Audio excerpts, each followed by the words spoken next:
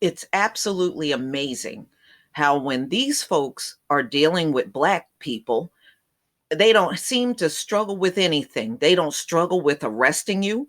They don't struggle with shooting you. They don't struggle with charging you. And they sure don't struggle with putting you in jail, even if you didn't do the crime. They don't struggle with none of them things. But as soon as the faces start looking like their own, all of a sudden they got to debate, they got to talk about, they got to investigate, they got to do this, they got to do that, except for the right thing. You know, but one thing, I'm glad the whole world is able to witness this. So it's no more garbage about Black people aren't telling the truth and yada, yada, yada. When have we ever heard them debating on whether to charge or not charge people that were protesting for George Floyd or anyone prior to that? These folks have no business trying to police us. Look at how inadequate they are in policing themselves. You have no business trying to patrol and just overseeing Black people. You have no business doing it. So we're just seeing further incompetence in their so-called quote unquote criminal justice system. Justice Department FBI debate not charging some of the Capitol rioters. You show me one story where they had to debate not arresting Black protesters. Show me just one. Show me just one story. January 23rd, 2021. Federal law enforcement officials are privately debating whether they should decline to charge some of the individuals who stormed the U.S. Capitol this month. A politically loaded proposition, but one alert to the practical concern that hundreds of such cases could swamp the local courthouse. When have they ever been concerned about, mounding cases of Black people charged with crimes, and it would just slow up or have some impact on the courthouse? My oh my, how the thinking changes when it's your own people. Y'all full of crap. The internal discussions are in their early stages, and no decisions have been reached about whether to forego charging some of those who illegally entered the Capitol on January 6th, according to multiple people familiar with the discussion. The Justice Department officials have promised a relentless effort to identify and arrest those who stormed the Capitol that day. But internally, there is robust back and forth about whether charging them all is the best course of action. Wow. Wow. Any white privileged anybody? White privilege? Boy, these people are pathetic. Y'all shouldn't run a dog pound at this point. You're not even eligible to even run what you're running. The debate comes at a time when officials are keenly sensitive that the credibility of the Justice Department and the FBI are at stake in such discussions. Given the apparent security and intelligence failures that precede the riot, these people said, speaking on the condition of, they want to be anonymous. What's new? What's new for real? Federal officials estimate that roughly 800 people surged into the building, though they caution that number. Okay, so they're just saying that, it could be, they're saying roughly 800, so it's like a hypothetical figure. The real figure could be 100 people or more in either direction. No, what you will do is count 100 and then conveniently ignore the others. But wow, among those roughly 800 people, the FBI agents and prosecutors have so far seen a broad mix of behavior, from people dressed for military battle Yeah, and carrying zip ties, like they were going to grab people and start taking them hostage or possibly killing them. From people dressed in military battle, moving in formation, to wanton vandalism. I guess that's the pee and excrement left all over the place. To simply going with the crowd into the building. Hmm. You know, didn't they always say, let's say there's four black men in a car and maybe one rob a bank, and maybe they don't know that this person robbed a bank and they're all together, don't they all get charged with that bank robbery? Oh, but now we have to distinguish which ones did what in this case. Well, some of them walked in peacefully and some of them broke the window and got in, and some of them did vandalize, and we just gotta be careful and see who we can pick. Y'all full of, all these people are full of crap, y'all.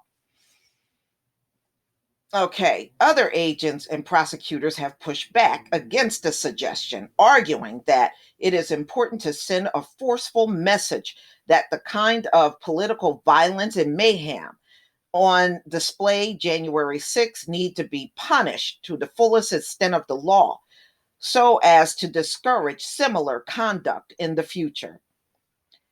There are a host of other factors complicating the discussion, many of which center not around the politics of the riot, but the real world work investigators and prosecutors, these people said. The Justice Department already charged more than 135 individuals with committing crimes in or around the Capitol building, and many more are expected to be charged in the coming weeks and months. By mid January, the FBI had already received more than 200,000 tips from the public about the riot, in addition to news footage and police officer testimony. So, yeah, 200,000, yeah, their own people are turning them in. That's what's happening. There is absolute resolve in the Department of Justice to hold all who intentionally engaged in criminal acts at the Capitol accountable. The Justice Department spokesperson, whatever, y'all full of crap. If you're behind the scenes trying to cherry pick who gets charged among the ones that went into the building or not, y'all full of crap. All this tough talk in the media, and who knows, behind the scenes, you probably already let some of these people go. We remain confident that the U.S. District Court for Washington, D.C. can appropriately handle the docket related to any resulting charges. And why wouldn't they? All you got to do is put more judges and more prosecutors on these cases, and you can get them all done. But to talk about not charging people because you're going to overwhelm the courts, no, you just don't want to see your people get in trouble. And those great numbers, that's what it is. Okay. So, the primary objective for authorities is to determine which individuals, if any, planned, orchestrated, or directed the violence. To that end, the FBI has already found worrying linkage within such extreme groups as the Proud Boys, Oath Keepers, and Three Percenters, and is looking to see if those groups coordinated with each other to storm the building, according to people familiar with the investigation. Prosecutors have signaled they are looking to bring charges of seditious conspiracy against anyone who planned and carried out violence amid at the government. So any violence that you intentionally went out there and you knew you were going to do something to attack the government, they're saying those are definitely the people they want. A charge that carries a maximum possible prison sentence of 20 years. I tell you what, if y'all charge any of them people 20 years, I would have to see it to believe it. But even as the Justice Department officials look to bring those type of cases, they privately acknowledge that those more determined and dangerous individuals may have operated within the border sea of people who rushed through the doors but did not do much else. The prosecutors will ultimately have to decide if all of those lesser offenders should be charged. Mm-mm-mm. Y'all see how they trying to get people off the hook? Mm-mm-mm. Officials insisted they are not under pressure in regards to timing of decisions about how to handle those type of cases. One thing, investigators are still gathering evidence, and agents could easily turn up additional photos or online postings that show a person they initially believed was harmless had in fact encouraged or engaged in other crimes. Investigators also expect that some of those charged in a riot will eventually cooperate and provide evidence against others, and that could change their understanding of what certain people said or did that day. These people said. Nevertheless, these people said some in federal law enforcement are concerned that charging people solely with unlawful entry when they are not known to have committed any other bad acts could lead to losses if they go to court. Y'all sure don't feel that way when it's us. It can be a first time offender and you ready to lay the gauntlet on them. If an old man says all he did was walk in and no one tried to stop him, and he walked out and no one tried to stop him, and that's all we know about what he did, that's a case we may not win, one official say. Well, do you have that on video? I would imagine there are a lot of cameras around that Capitol. Do you have somebody just walking in and looking dazed and then turn around and walk out? Do you have that? I bet you don't. I bet you don't have that. I bet you don't. Another official noted most of those arrested so far have no criminal records. Well, look, y'all, don't let these people off the hook. There are many Black people in this country never committed a crime, and they are sitting in jail right now over some bogus charges. Exonerations occur every single day in America. Never forget that. They don't have no problem putting you in there innocent, but when it's their own people, look how they want to be super careful at who gets charged.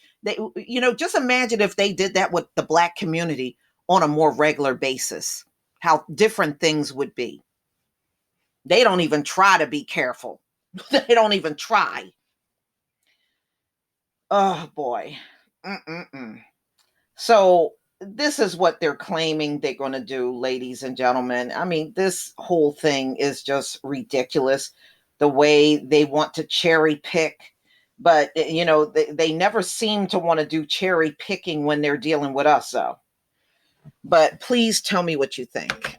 Please leave your comment and subscribe. Don't forget to hit on the notification bell, and I'll see you on the next video. Peace, family.